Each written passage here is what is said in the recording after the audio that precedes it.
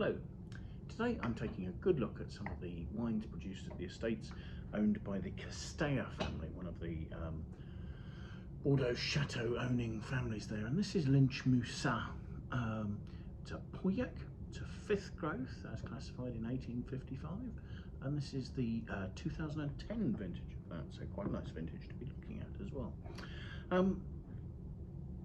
Originally this estate, which is a fair-sized estate, it's about 55 hectares of vines, is located at the top of the Pauillac appellation, sort of slightly inland from Mouton Rothschild, but originally this was part of a single estate called Comte Lynch, which was divided up, and half of it became Lynch Moussas and the other half became Lynch-Bages. So we're on the Bages plateau, area of relatively flat land there, which is, because it's so flat, is almost untroubled by frost, because the frost just flows away. There aren't any pockets to collect it there.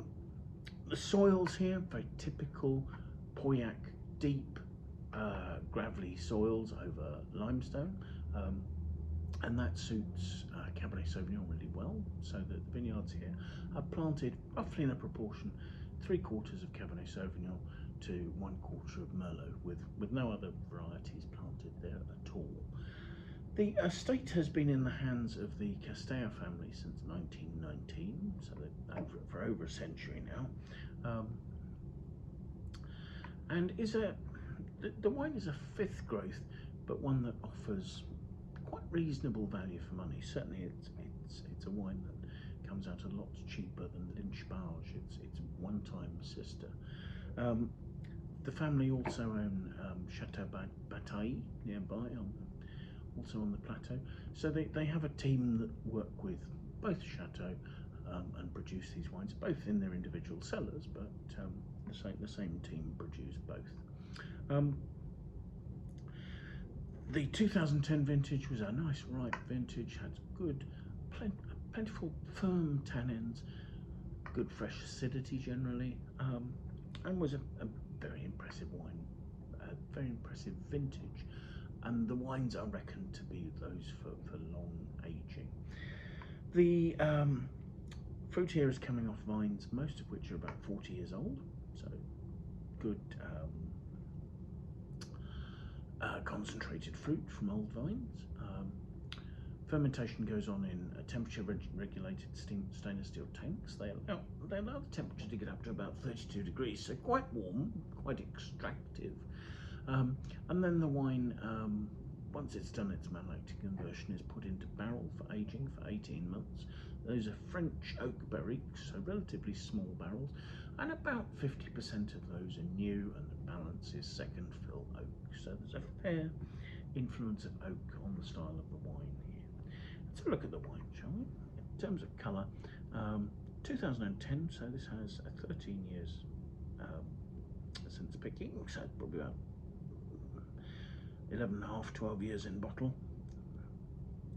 The colour is starting to get a little bit brick red at the rim. It's starting to show signs of maturity. However, there's quite a nice density to the colour. It's almost opaque. When I swirl the wine, I think it's 13.5% alcohol. There is some staining on the glass, and there are some tears showing, but only just. They're not significant. Let's see what the aromas are like, shall we? Gosh, that really is developed, and it's got aromas of mushroom, of dried leaves from a forest floor. It's perhaps a little dusty, and I've already tasted this wine and I know it's fine, but in honesty I find that a slightly off-putting nose. I would normally wonder whether that was quite right, but let's have a taste.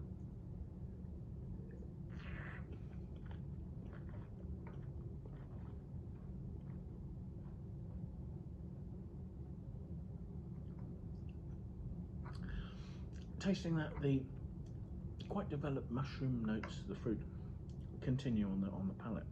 It's not unusual for wine of this sort of age.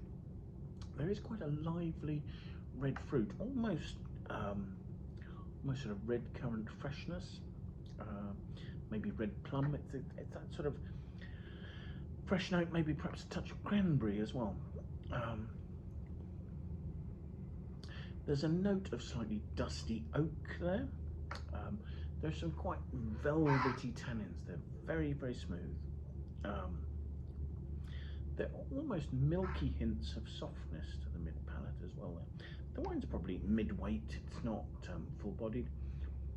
As I say, those tannins are smooth, they're velvety, they're supple. The alcohol is not particularly intruding on the wine. The freshness is keeping the red fruit in this alive. I'm surprised at quite how developed this wine is at this stage, but and therefore I probably wouldn't age it much longer than now. A couple of years is probably fine, but it doesn't need significant age. It's already got developed aromas and a lovely smooth character in terms of its structure.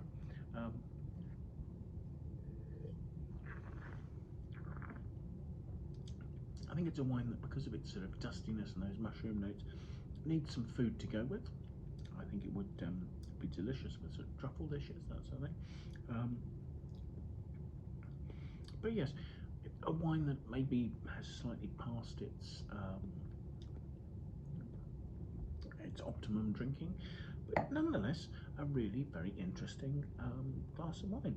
I hope you find this interesting. This was Lynch-Moussas 2010 from Pauillac.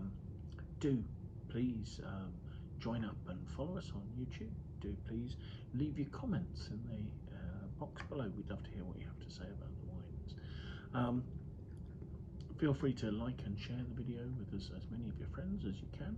But most importantly, do please, if you can, make the time and do come and join us again for another one of these tastings.